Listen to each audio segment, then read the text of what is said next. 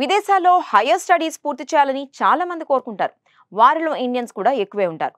ప్రస్తుతం దాదాపు 13 లక్షల మంది భారతీయులు ఫారిన్ కంట్రీస్లో చదువుతుండడమే అందుకు నిదర్శనం. ఇదంతా ఓకే, కానీ మరి ఆయా దేశాల్లో అడ్మిషన్స్ ప్రాసెస్ ఎప్పుడు మొదలవుతుంది, ఏడాదిలో ఎన్నిసార్లు ఛాన్స్ ఉంటుంది అనే విషయంపై మనలో చాలా మందికి కొన్ని డౌట్స్ ఉంటాయి కదా. వాటిని క్లియర్ చేసుకోవాలంటే ఈ వీడియోను స్కిప్ చేయకుండా చూసేయండి. మీకు ఒక క్లారిటీ వస్తుంది. అడ్మిషన్ల ప్రక్రియను ముఖ్యంగా fall intake, spring intake, summer ఇంటేక్గా వర్గీకరిస్తారు.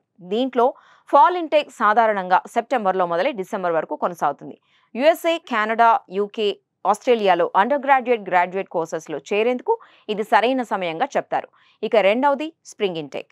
ప్రతి సంవత్సరం జనవరితో మొదలై మే దాకా కంటిన్యూ అవుతుంది.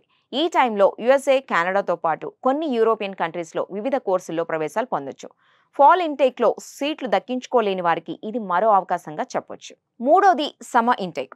యూరోప్, ఆస్ట్రేలియాలో కొన్ని స్పెసిఫిక్ ప్రోగ్రామ్స్లో జాయిన్ అయ్యేందుకు దీన్ని ఉపయోగించుకోవచ్చు. Short term study programs, research internships, summer courses చేసేందుకు సమ్మర్ ఇంటేక్ యూజ్ అవుతుంది. ఈ అడ్మిషన్ ప్రాసెస్ మేలో మొదలై జూలై, ఆగస్టు వరకు కంటిన్యూ అవుతుంది. ఇవే కాకుండా కొన్ని దేశాల్లో నవంబర్ ఇంటేక్, ఫిబ్రవరి ఇంటేక్ కూడా అందుబాటులో ఉంటాయి. ప్రత్యేకమైన ప్రోగ్రామ్స్లో చేరేందుకు ఇవి దోహదపడతాయి. ఆయా దేశాల్లో యూనివర్సిటీలను బట్టి దరఖాస్తు తేదీల్లో మార్పులుంటాయి. అందువల్ల విద్యార్థులు ఈ విషయాన్ని దృష్టిలో పెట్టుకుని ప్రాసెస్ మొదలు పెడితే సీట్లను సులభంగా దక్కించుకోవచ్చు.